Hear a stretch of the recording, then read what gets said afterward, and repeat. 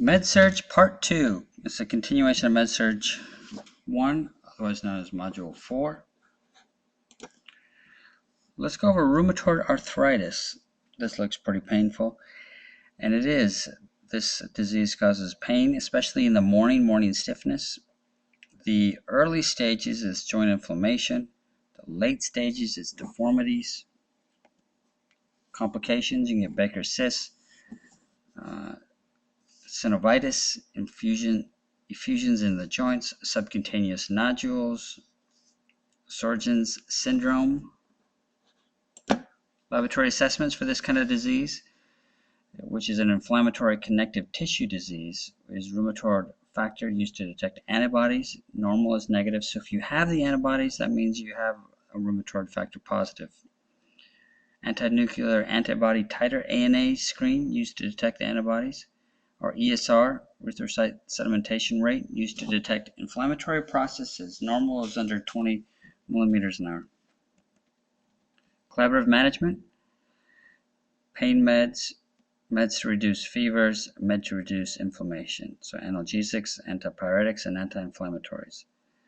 Disease-modifying anti-rheumatic drugs, DMARD, Rheumatrex, which is causes bone marrow suppression and liver damage as well. You have to be very careful, otherwise there's methotrexate, heat and cold, and non-pharmacological things such as massages, rest, some exercise, and assistive devices.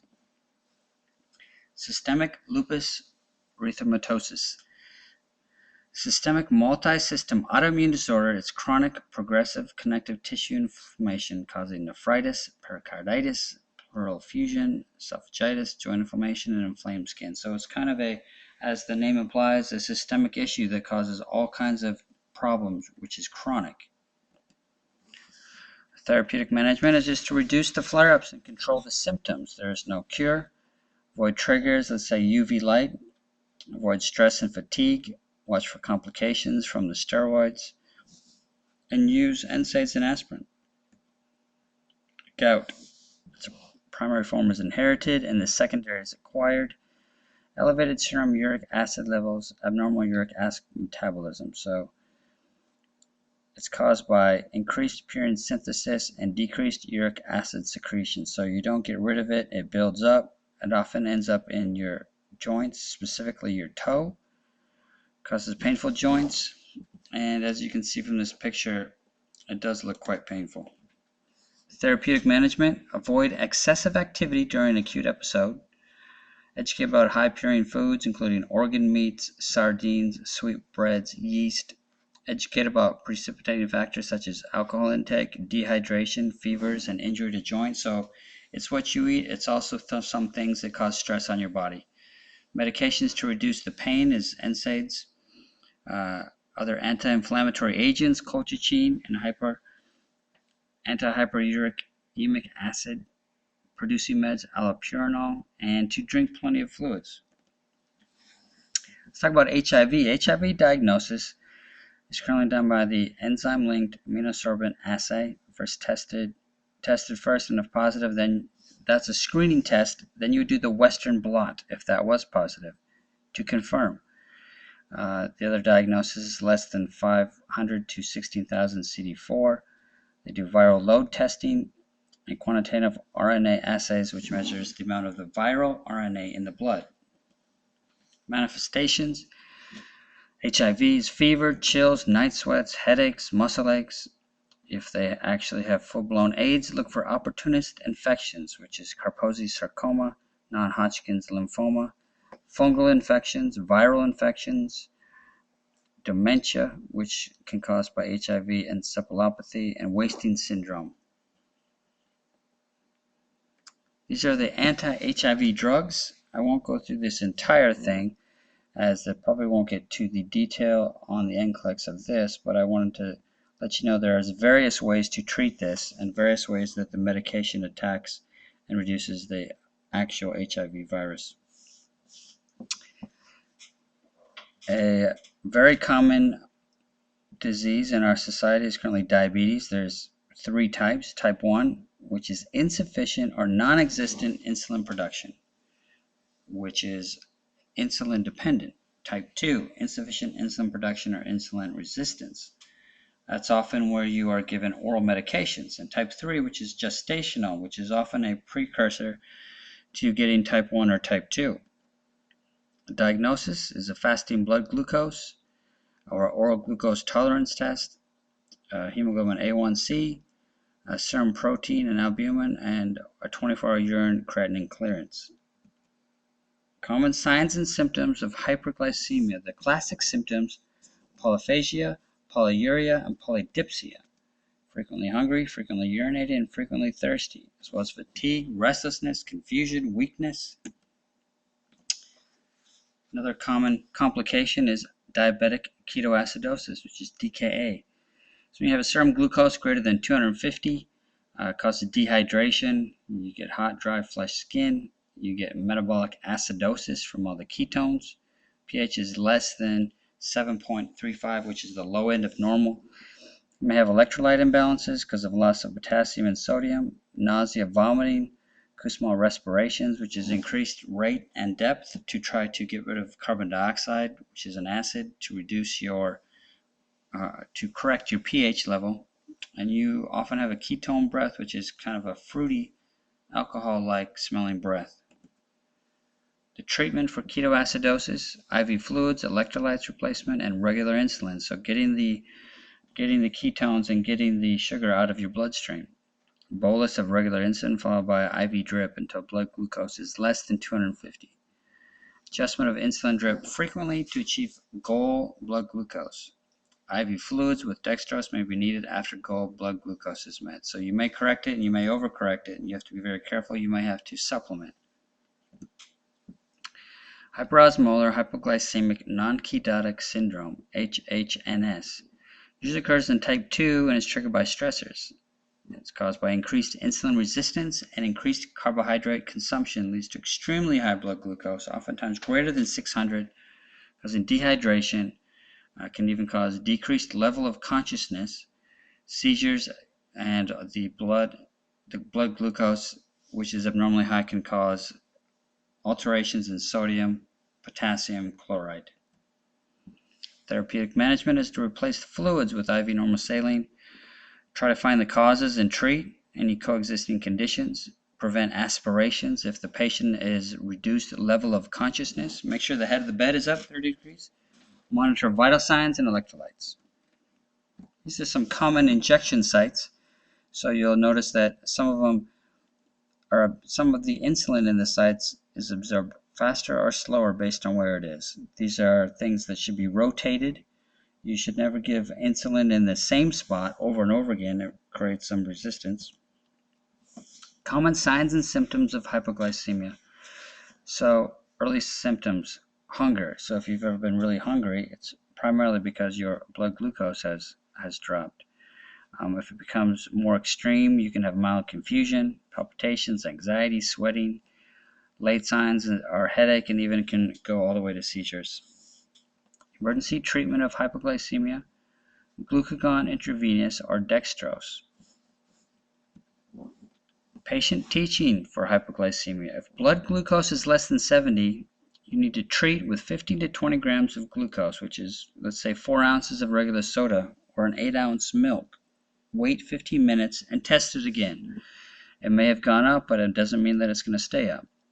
And once your blood glucose returns to normal, eat a snack if your next meal is more than 1 hour away. So you have to continue to eat until the hypoglycemia is corrected over the long term. Diabetic diet: there's different categories, different portion sizes, usually between 1,600 to 28 calories. The diabetic diet will be in the addendum, and we'll go into a little more detail at that point. Diabetic food servings per day: grains and starches 6 to 11, vegetables 3 to 5, fruit 2 to 4, milk 2 to 3, meat and meat substances 4 to 6 ounces, and fats, sweets, and alcohol. Basically, physicians recommend 0. Eat more low glycemic index foods, so foods that will not raise the blood glucose as much or slower, such things as skim milk, plain yogurt, soy beverages, apples, plums, oranges, sweet potato. oat bran, all bran, some other kinds of breads, al dente pasta, lentils, chickpeas. The complications of having diabetes: cardiovascular disease, kidney disease, retinopathy, neuropathy, foot complications, skin complications, erectile dysfunction, and depression. So as you can tell, it has major systemic problems. The excessive blood glucose that's in your bloodstream is kind of like an acid, and it helps to destroy a lot of the cells in your body. Let's talk about endocrine organs. There's the hypothalamus, the pituitary, the thyroid, the thymus, parathyroid, the adrenal glands, the pancreas, and the ovary or the testes. Pituitary disorders: secondary hormonal imbalances caused by thyroid stimulating hormone, ACTH or FSH. Acromegaly is the overproduction of growth hormone, causes giantism. Diabetes insipidus, which is ADH deficiency, and syndrome of inappropriate antidiuretic hormone, which is excessive antidiuretic hormone. Pituitary, caused by pituitary problems. TRANS-SPHENOIDAL hypophysectomy, which is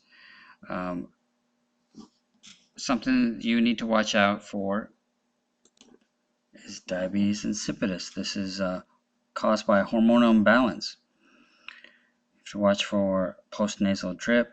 Make sure that they avoid cough, blowing the nose. Watch for meningitis, which is because you have an easy pathway up into the brain. You have a incision in that area. Make sure you replace hormones, thyroid, and consider glucocorticosteroids. Thyroid disorders: hyperthyroidism, which is called Graves' disease, and hypothyroidism, which is myxedemia. Hyperthyroidism, we will go into more of that.